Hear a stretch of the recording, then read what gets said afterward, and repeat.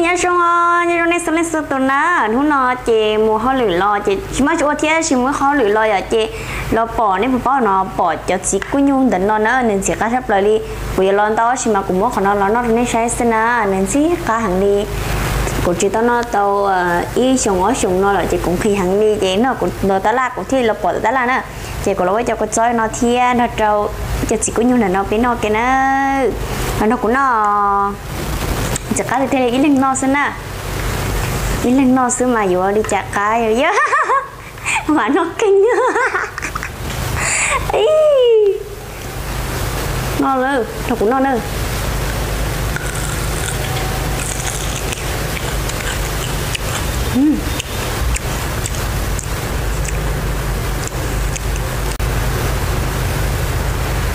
chả cá thì kia nó có tao xả chay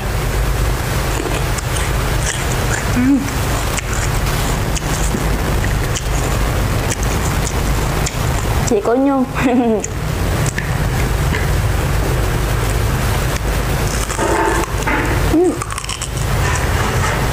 sao tới tuổi sao tới nó làm ba rồi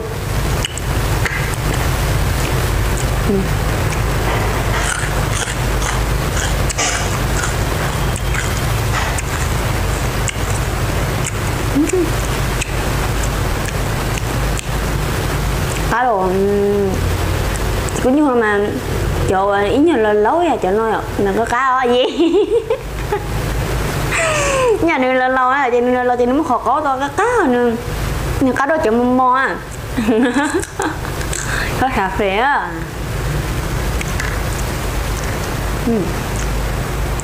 nhưng bỏ luôn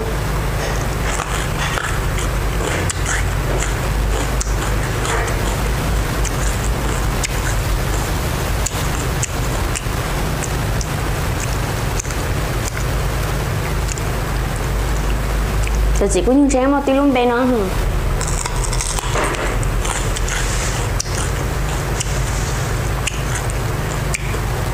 bố mua hoa chỉ có tử nha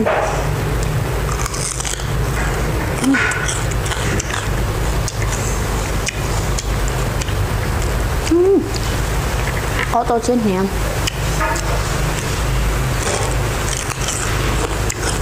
phải ư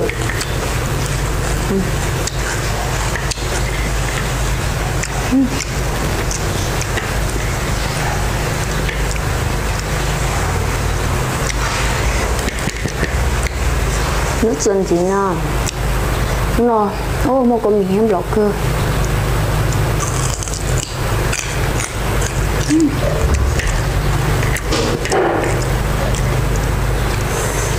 cá đồn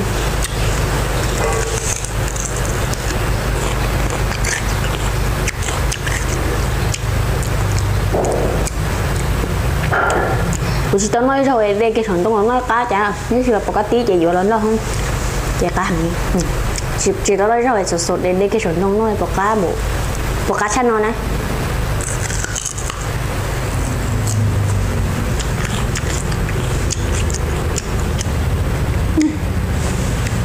cho nó chị nếu mà chị lâu rồi chị còn đi hộp lợn đây giờ còn nghe đấy đà còn nghe cả hộp lợn nữa nếu mà chị lâu nó chị tao nó sửa xì cho trả cho khẩn châu yêu nó chế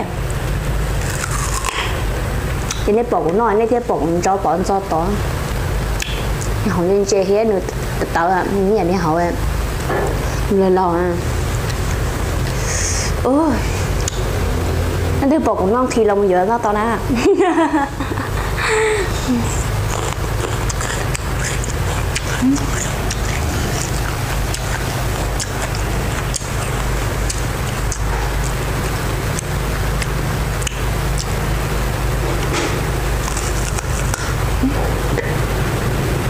rồi tao mặc ăn chứ nó không nhiệt tuổi vô thế này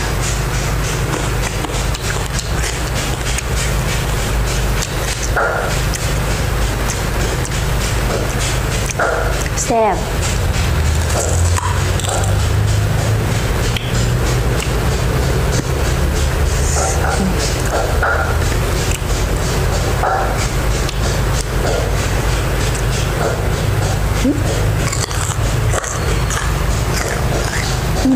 ngon.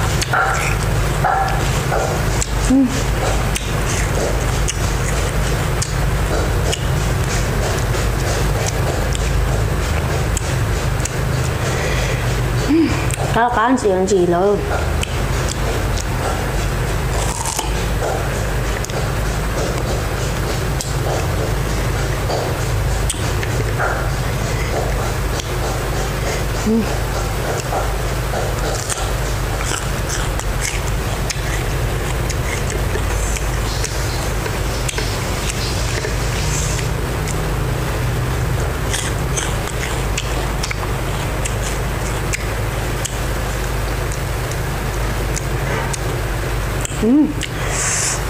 Này được nó ta.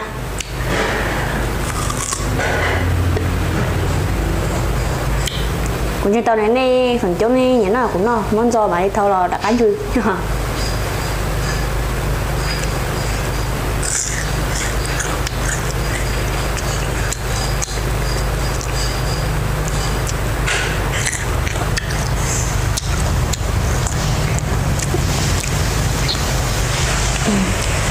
Nên nhớ khẩu tiêu chỉ muốn nhân đến đây chỉ muốn nó hay cùi mà yếu tôi lo đi nó sáng như tôi ạ.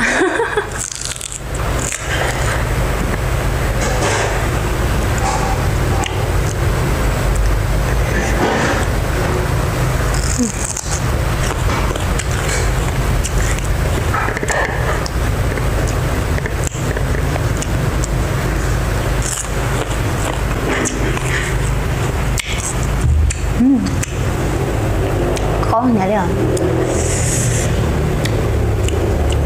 Yêu nó lo chịu nó yêu luôn gì bỏ khờ.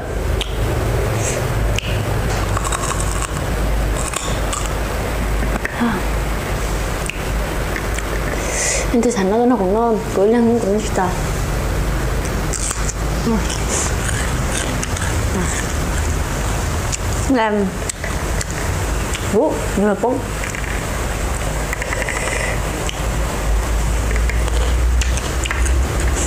sao vậy ta?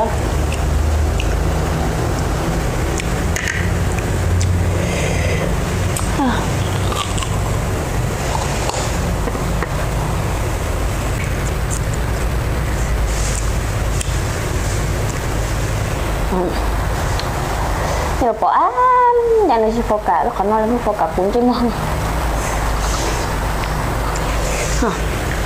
Này bỏ nè. Sẽ cá nữa.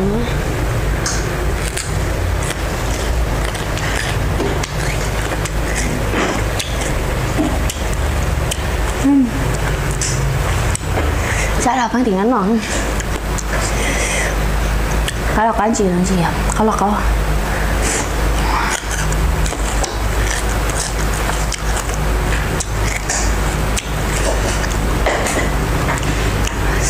Nhưng bảo cũng nó biết cũng rõ tí nào. Nó thấy nãy về cho ra tí nào.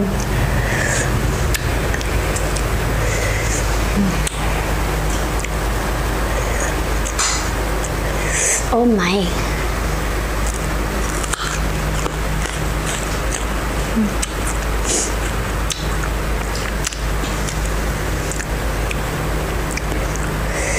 Ôi dồi. Hay là lụa la.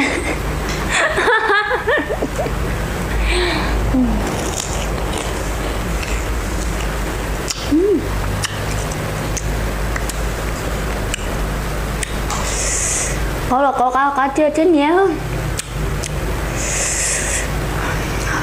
Bà xôi đuôi.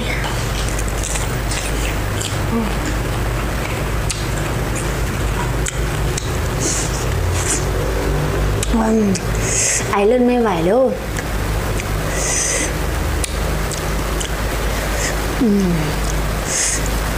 Bắt để tàn tổ thu nói dân không là ngon go.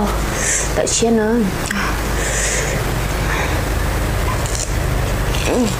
Thảo luôn à.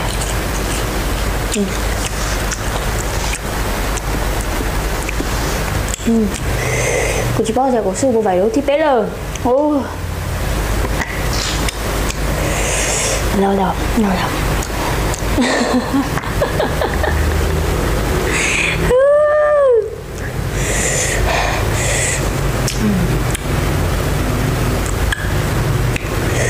Nhưng mà chẳng lo đâu lúc vật ta.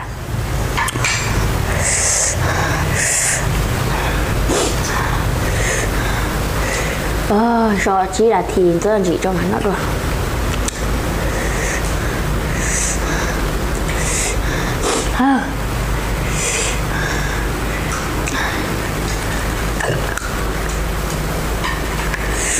Nó chỉ tao là nó hay chỉ tao là hay ơ.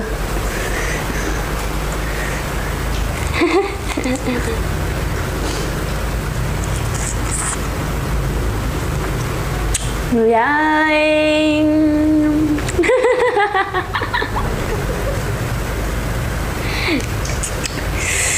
Ôi đâu, gì đó không?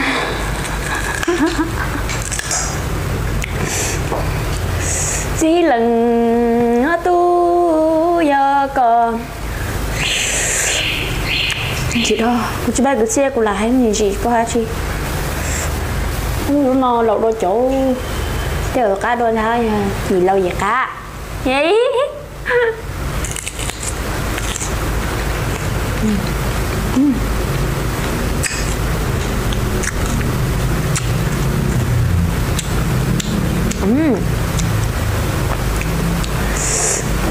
Chờ lâu lâu rồi, chờ lâu lâu nữa chẳng mới cho cái em, cho nên chỉ cá cơ à, nên chờ lâu lâu rồi nữa mới cho chả, chẳng mới cho cái chỉ cá cơ,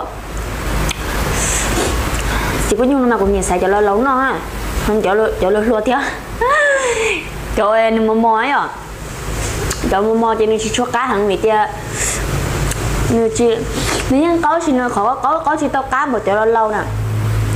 Thì cũng nên nắm nên xài chỉ có nhung nó là ta la cho nên xài cho là cũng muốn chỉ lâu thế còn là muốn chỉ lọ họ cho em muốn chỉ mê mò là cho em chỉ cho cái mà cho lọ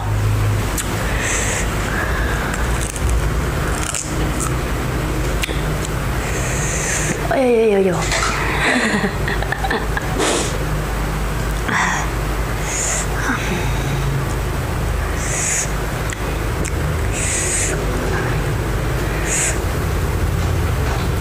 câu lo nhớ tiền nó tiền nó chỉ tao là nó có tao hay chỉ tao là hay có tao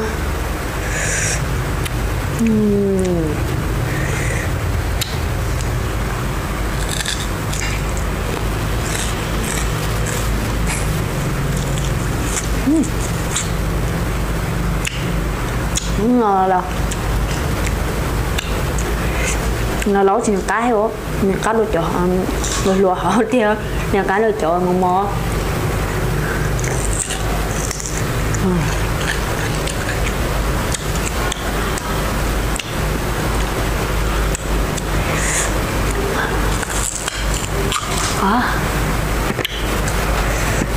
thì chỗ mò chị nó kia nó như họ nói tao chị như nó là lò này chị đừng chết mình chỉ cho mò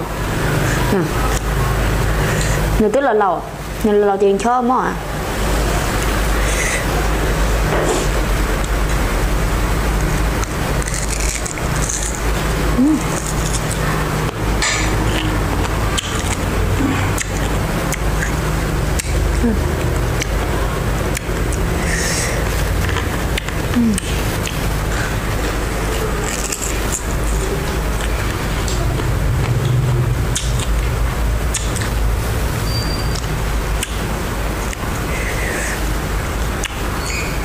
con này chỉ bán một xe tận đây xe nó không vấn được đâu như sai là sao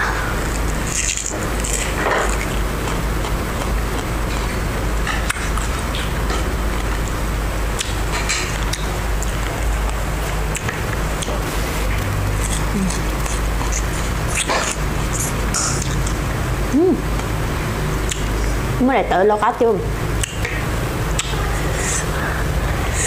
ôi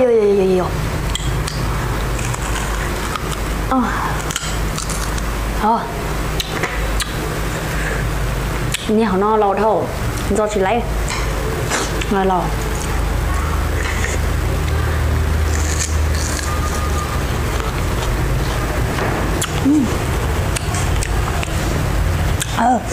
em mấy bài đó hay chưa